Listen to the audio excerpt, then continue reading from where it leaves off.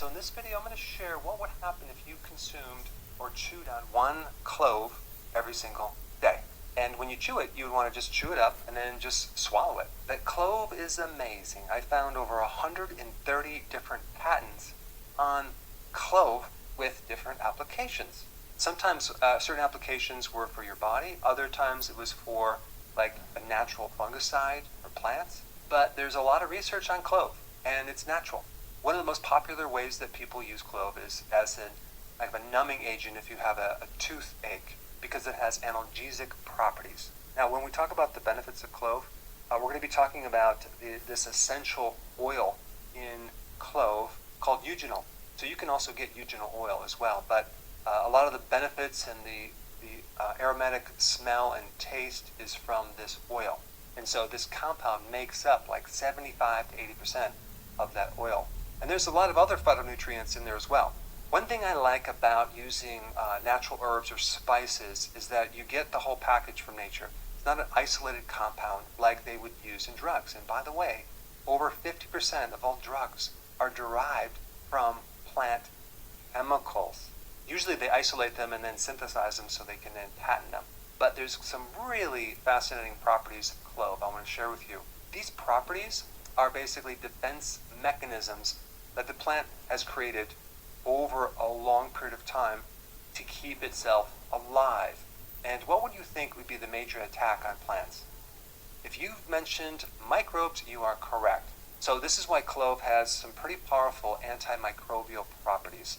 Antiviral, antibacterial, antifungal, anti-candida, antiparasitic. So this is why it's very beneficial to have it in your mouth, simply because so many people have an overgrowth of candida. They might have biofilms that turn into plaque. They might have some type of gum infection. So clove oil or just chewing on a clove would be something I would recommend. Now, of course, check with your doctor before chewing on cloves, because I'm not claiming that this can cure you of any medical diseases. And if you do become cured, don't mention my name. Some people even use the clove oil on their scalp for problems of fungus or some pathogen. In some of the studies, which I'll list down below, you'll see that it can even help reduce the toxicity that's created as a byproduct from fungus. One study I found that if you combine this with an antibiotic, it increases the MIC value by 1,000%. What does that mean, MIC?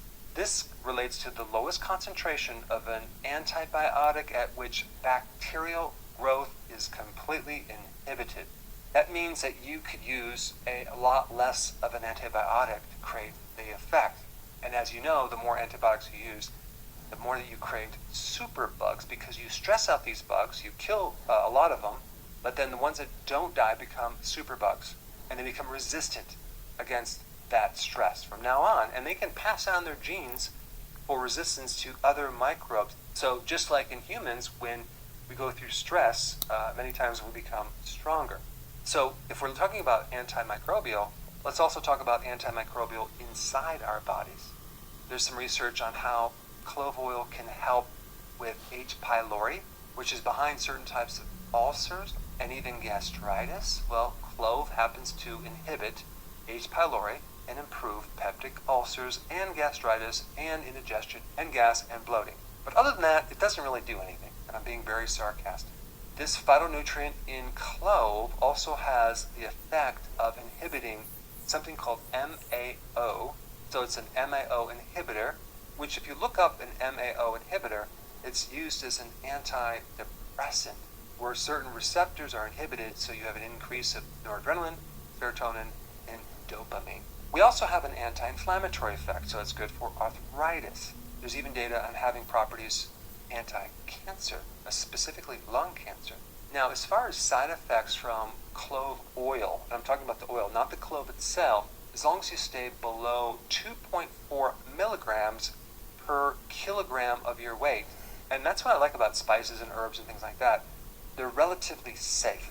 However, you can always overdose on it. If you have too much of it, it can create some toxicity in your liver. People sometimes can be allergic to it. And of course, you wouldn't want to take it if you're pregnant or lactating.